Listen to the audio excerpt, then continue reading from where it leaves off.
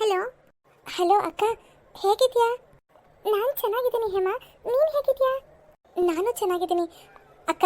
ನಾಳೆ ನಾನು ಅಮ್ಮನ ಮನೆಗೆ ಹೊರಟಿದ್ದೀನಿ, ನೀನು ಬರ್ತೀಯಾ? ಇಬ್ರು ಒಂದು ವಾರ ಅಲ್ಲೇ ಇದ್ದು ಬರೋಣ. ಹೌದು ಹೇಮಾ, ನನಗೂ ಅನ್ನಿಸ್ತಾ ಇತ್ತು, ಮದುವೆ ಆದಮೇಲೆ ನಾವಿಬ್ರು ಒಟ್ಟಿಗೆ ಅಮ್ಮನ ಮನೆಗೆ ಹೋಗೇ ಇಲ್ಲ, ಅಲ್ಲಿದ್ದೇ ಇಲ್ಲ. ಸರಿ, ನಾಳೆ ನಾವಿಬ್ರು ಒಟ್ಟಿಗೆ ಹೋಗೋಣ. ಸರಿ ಅಕ್ಕ, ಬಾಯ್. ಮಾರನೇ ದಿನ ಅಕ್ಕ ತಂಗಿ ಇಬ್ರು ಮಾತಾಡ್ಕೊಂಡಂಗೆ ತಮ್ಮ ತವ್ರ ಮನೆಗೆ ಬರ್ತಾರೆ. ಸುಮಾ, ಹೇಮಾ, ಚೆನ್ನಾಗಿದ್ದೀರಾ?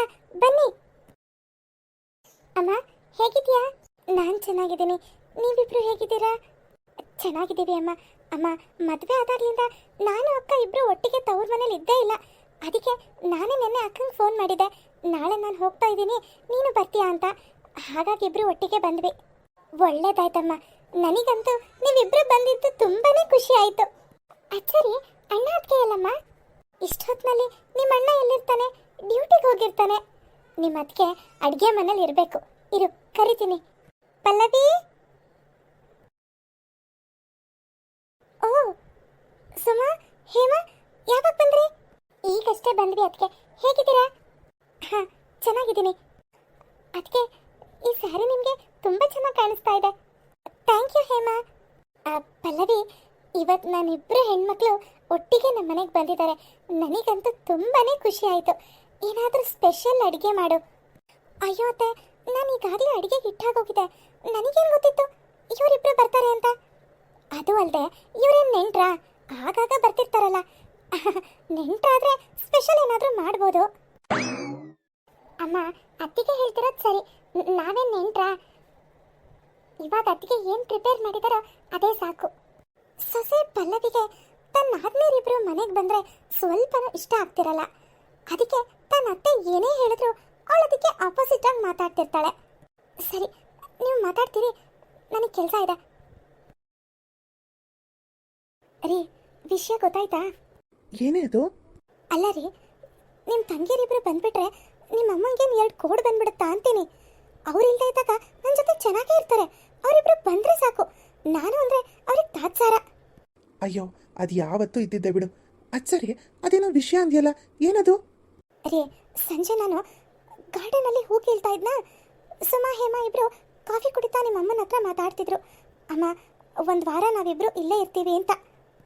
ಓ, ಅಷ್ಟೇನಾ? ಏನ್ರಿ ಅಷ್ಟೇನಾ ಅಂತೀರಾ? ಅವರಿಬ್ರು ಬಂದರೆ ಒಂದು ಕಡ್ಡಿ ಎತ್ತಿ ಈ ಕಡೆಯಿಂದ ಆ ಕಡೆಗೆ ಇಡಲ್ಲ. ಅದು ಅಲ್ಲದೆ ನಿಮ್ಮಮ್ಮ ಬೇರೆ, ಪಲ್ಲವಿ ನಮ್ಮಿಬ್ರು ಹೆಣ್ಮಕ್ಳು ಬಂದಿದ್ದಾರೆ, ಸ್ಪೆಷಲ್ ಮಾಡು ಅದು ಇದು ಅಂತ ನನ್ನ ತಲೆ ತಿಂತಾರೆ. ಇನ್ನೊಂದು ವಾರ ಅಂದರೆ ಅಷ್ಟೇ ನನ್ನ ಕತೆ. ಅಯ್ಯೋ, ಹೋಗ್ಲಿ ಬಿಡೆ, ಅವ್ರು ಯಾವಾಗಲೂ ಒಂದ್ಸರಿ ಬರೋದಲ್ವಾ? ನೀವು ನಿಮ್ಮ ಅಮ್ಮನ ಮಗನೇ ತಾನೇ, ಅದಕ್ಕೆ ಯಾವಾಗಲೂ ನೀವು ಅವ್ರ ಪರನೇ. ನನ್ನ ಕಷ್ಟ ನಿಮಗೆಲ್ಲ ಅರ್ಥ ಆಗಬೇಕು. ಪಲ್ಲವಿ, ಪಲ್ಲವಿ, ಇಷ್ಟಕ್ಕೆಲ್ಲ ಬೇಜಾರು ಮಾಡ್ಕೊಳ್ತಾರಾ? ಅಲ್ಲ ರೀ, ಏನೋ ಮನೆ ಹೆಣ್ಮಕ್ಳು ಅಂದಮೇಲೆ ತವ್ರ ಮನೆಗೆ ಬರಬೇಕು, ಒಂದಿನ ಇರಬೇಕು ಹೋಗಬೇಕು. ಅದನ್ನು ಬಿಟ್ಟು ವಾರಗಟ್ಟಲೆ ಇದ್ದರೆ ನಾನೊಬ್ಬಳೆ ಎಲ್ಲ ಕೆಲಸನೂ ಮಾಡಬೇಕು.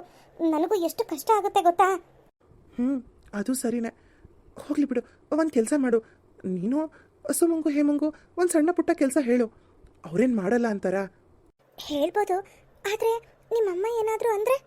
ಅಮ್ಮ ಏನಾದರೂ ಹೇಳಕ್ಕೆ ಬಂದರೆ ನಾನು ಮಾತಾಡ್ತೀನಿ, ಸರಿನಾ? ಆಯಿತು. ಮಾರನೇ ದಿನ ಇವರಿಬ್ಬರು ಒಂದು ವಾರ ಇಲ್ಲೇ ಠಿಕಾಣಿ ಹೊಡಬೇಕು ಅಂತ ಅಂದ್ಕೊಂಡಿದ್ದಾರೆ. 2 ದಿನಕ್ಕೆ ವಾಪಸ್ ಹೋಗಬೇಕು. ಹಾಗೆ ಮಾಡ್ತೀನಿ. ಅತ್ತೆ ಹೇಗೋ ಮಲ್ಕೊಂಡಿದ್ದಾರೆ. ಇವ್ರಿಗೆ ಎದ್ದೇಳೋ ಅಷ್ಟರಲ್ಲಿ ಸುಮಾ ಹೇಮನ್ ಕೈಲಿ ಎಲ್ಲ ಕೆಲಸನೂ ಮಾಡಿಸ್ತೀನಿ. ಸುಮಾ, ಹೇಮಾ, ಸುಮಾ, ಹೇಮಾ, ನನಗೆ ತುಂಬಾ ತಲೆನೋವ್ತಿದೆ. ಮನೇಲಿ ನೋಡಿದ್ರೆ ಒಂದು ರಾಶಿ ಕೆಲಸ ಇದೆ. ನೀವಿಬ್ಬರು ಸೇರಿಕೊಂಡು ಕೆಲಸ ಹಂಚ್ಕೊಳ್ತೀರಾ? ಎಲ್ಲ ಕೆಲಸ ಮುಗಿದಿದೆ, ಬಟ್ಟೆ ಪಾತ್ರೆ 2 ಉಳಿದಿರೋದು. ಪರವಾಗಿಲ್ಲ ಅದಕ್ಕೆ, ನಾವಿಬ್ಬರು ಮಾಡ್ಕೊಳ್ತೀವಿ, ನೀವು ಹೋಗಿ ರೆಸ್ಟ್ ಮಾಡಿ. ಸರಿ ಅಕ್ಕ, ನನಗನ್ನಿಸ್ತಾ ಇದೆ ಅದಕ್ಕೆ ಯಾವ ತಲೆನೋವು ಇಲ್ಲ, ಏನೂ ಇಲ್ಲ. ಸುಮ್ಮನೆ ಕೆಲಸ ಮಾಡಬೇಕಲ್ಲ, ಅದಕ್ಕೆ ಈ ರೀತಿ ನಾಟಕ ಆಡ್ತಿದ್ದಾರೇನೋ ಅಂತ. ಏ ಹೇಮಾ, ಆ ರೀತಿ ಎಲ್ಲ ಯಾಕೆ ಯೋಚನೆ ಮಾಡ್ತಿದ್ಯಾ? ಪಾಪ ಇವತ್ತೇನೋ ತುಂಬ ತಲೆನೋವಿರಬೇಕು, ಹಾಗಾಗಿ ಕೆಲಸ ಹೇಳಿದ್ದಾರೆ ಅಷ್ಟೇ. ಅದು ವಾಷಿಂಗ್ ಮಿಷಿನ್ ಕೆಟ್ಟೋಗಿದೆ, ಕೈಯಲ್ಲೇ ಒಗಿಬೇಕು. ಇಲ್ಲಿ ಅದಕ್ಕೆ ಅದನ್ನೆಲ್ಲ ನಾವಿಬ್ರು ನೋಡ್ಕೊಳ್ತೀವಿ, ನೀವು ಆರಾಮಾಗಿ ರೆಸ್ಟ್ ಮಾಡಿ. ವಾಷಿಂಗ್ ಮಿಷಿನ್ ಸರಿಯಾಗಿದ್ರು ಪಲ್ಲವಿ ಅವರಿಬ್ರು ಕಷ್ಟಪಡ್ಲಿ ಅಂತಾನೆ ಬೇಕು ಅಂತ ವಾಷಿಂಗ್ ಮಿಷಿನ್ ಕೆಟ್ಟೋಗಿದೆ ಅಂತ ಸುಳ್ಳು ಹೇಳ್ತಾಳೆ. ಇಲ್ಲಿ ಹೇಮ ಪಾತ್ರೆಗಳನ್ನು ತೊಳಿತಿದ್ರೆ ಇಲ್ಲಿ ಸುಮಾ ಬಟ್ಟೆಗಳನ್ನೆಲ್ಲ ಒಗೆದು ಒಣಗಾಕ್ತಿರ್ತಾಳೆ. ಸಾಯಂಕಾಲ ಪ್ರತಾಪ್ ಆಫೀಸಿಂದ ಬಂದವನು ತನ್ನ ತಂಗಿರ್ ಜೊತೆ ಮಾತಾಡ್ತಾ ಕೂತಿರ್ತಾನೆ. ಅಣ್ಣ, ವಾಷಿಂಗ್ ಮಿಷಿನ್ ನೀನು ರೀಸೆಂಟಾಗಿ ತಗೊಂಡಿದ್ದಲ್ವಾ? ಹೌದು ಹೇಮಾ. ಅಲ್ಲ ಅಣ್ಣ, ತಗೊಂಡೆ, ಒಳ್ಳೆ ಕಂಪ್ನಿ ತಾನೇ ತಗೊಳ್ಳೋದು. ನೋಡು, ಆಗ್ಲೇ ಕೆಟ್ಟು ಹೋಗಿದೆ ಅದು. ಇವತ್ತು ಸುಮಾ ಅಕ್ಕನೇ ಎಲ್ಲಾ ಬಟ್ಟೆಗಳನ್ನು ಒಗೆದ್ರು. ಏನು, ವಾಷಿಂಗ್ ಮಿಷಿನ್ ಕೆಟ್ಟೋಗಿದ್ಯಾ? ಹೌದು ಅಣ್ಣ. ಅಣ್ಣ, ಇವತ್ತಂತೂ ಒಂದು ರಾಶಿ ಪಾತ್ರೆ ಇತ್ತು. ಪಾಪ ಹೇಮನೆ ಎಲ್ಲಾ ಪಾತ್ರೆಗಳನ್ನು ತೊಳೆದ್ಲು. ನೀನು ಯಾಕೆ ಪಾತ್ರೆ ತೊಳೆಯೋ ಮಿಷಿನ್ ತಗೋಬಾರ್ದು? ಪಾತ್ರೆ ತೊಳೆಯೋ ಮಿಷಿನ್ ತಗೊಳ್ಳೋದು ಹಾಗಿರ್ಲಿ, ವಾಷಿಂಗ್ ಮಿಷಿನ್ ಚೆನ್ನಾಗೇ ಇತ್ತಲ್ಲ, ಇದಕ್ಕಿದ್ದಂಗೆ ಏನಾಯ್ತು ಅದಕ್ಕೆ? ಅಲ್ಲ ಕಣ್ರಮ್ಮ, ಒಂದಿನ ಬಟ್ಟೆ ಒಗಿಲಿಲ್ಲ ಅಂದ್ರೆ ಏನಾಗ್ತಿತ್ತು? ನೀವ್ಯಾಕೆ ಈ ಕೆಲಸ ಎಲ್ಲ ಮಾಡಕ್ ಹೋದ್ರಿ? ಅಮ್ಮ, ಸುಮಾ ಹೇಮ ಏನು ಬೇರೆಯವರಲ್ಲ, ಅವರು ಈ ಮನೆ ಹೆಣ್ಮಕ್ಳು. ಬಾಕಿದಕ್ಕೆಲ್ಲ ಹೆಣ್ಮಕ್ಳು ಅಂತೀಯಾ? ಒಂದು ದಿವಸ ಕೆಲಸ ಮಾಡಿದ್ರೆ ಏನೂ ಆಗಲ್ಲ ಬಿಡು. ಅಲ್ಲ, ನೀವಿಬ್ರು ಒಂದು ವಾರ ಆರಾಮಾಗಿರ್ತೀನಿ ಅಂತ ಬಂದು ಇಲ್ಲಿ ಕೆಲಸ ಮಾಡೋ ಹಾಗಾಯ್ತಲ್ಲ. ಹೋಗ್ಲಿ ಬಿಡಮ್ಮ, ಇವತ್ತು ಒಂದಿನ ತಾನೇ. ಪಲ್ಲವಿ, ಏನ್ರಿ? ವಾಷಿಂಗ್ ಮಿಷಿನ್ ಕೆಟ್ಟೋಗಿದೆಯಂತೆ? ಏನು, ವಾಷಿಂಗ್ ಮಿಷಿನ್ ಕೆಟ್ಟೋಗಿದ್ಯಾ? ಇಲ್ವಲ್ಲ. ನೀನೇ ಹೇಳಿದ್ಯಂತೆ ಸುಮಂಗೆ ಮತ್ತೆ ಹೇಮಂಗೆ ವಾಷಿಂಗ್ ಮಿಷಿನ್ ಕೆಟ್ಟೋಗಿದೆ, ಅದರಿಂದ ಕೈಯಲ್ಲಿ ಒಗಿರಿ ಅಂತ. ಓ ಅದಾ, ನಾನು ಬೇಕು ಅಂತಾನೆ ಹಾಗೆ ಹೇಳಿದೆ. ಅಲ್ಲ, ಇವ್ರ ಕೆಲಸಗಳೆಲ್ಲ ಮಾಡಕ್ಕೆ ನಾನೇ ನಿಮ್ಮ ಮನೇಲಿ ಕೆಲಸದವಳ ಇಲ್ಲ ತಾನೆ? ಒಂದು ವಾರ ಇಲ್ಲೇ ಠಿಕಾಣಿ ಹೂಡಬೇಕು ಅಂತ ಅವರಿಬ್ರು ಅನ್ಕೊಂಡಿದ್ರು. ಇದೇ ಥರ ಕೆಲಸ ಹೇಳ್ತಾ ಇದ್ರೆ 2 ದಿನಕ್ಕೆ ವಾಪಸ್ ಹೋಗ್ತಾರೆ ಅಂತ ವಾಷಿಂಗ್ ಮಿಷಿನ್ ಕೆಟ್ಟೋಗಿದೆ, ಕೈಯಲ್ಲೇ ಒಗಿರಿ ಅಂತ ಹೇಳಿದೆ. ಓಹ್ ಹೌದಾ, ನನಗಂತೂ ಭಯನೇ ಆಗೋಗಿತ್ತು. ಇದೇನಿದು, ರೀಸೆಂಟಾಗಿ ತಗೊಂಡಿರೋ ವಾಷಿಂಗ್ ಮಿಷಿನ್ನು ಮತ್ತೆ ರಿಪೇರಿಗೆ ಬಂದಿದೆಯಲ್ಲ, ಮತ್ತೆ ಎಷ್ಟು ಖರ್ಚಾಗುತ್ತೋ ಏನೋ ಅಂತ. ರೀ, ನೀವು ಬರೀ ವಾಷಿಂಗ್ ಮಿಷಿನ್ ಬಗ್ಗೆ ಮಾತ್ರ ಯೋಚನೆ ಮಾಡ್ತಿದ್ದೀರಾ.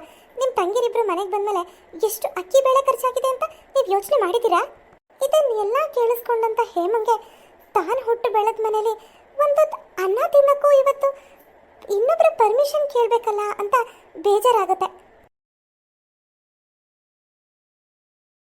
ಹೇಮಾ, ಯಾಕೆ ಬೇಜಾರಾಗಿದ್ಯಾ? ಏನಾಯ್ತು?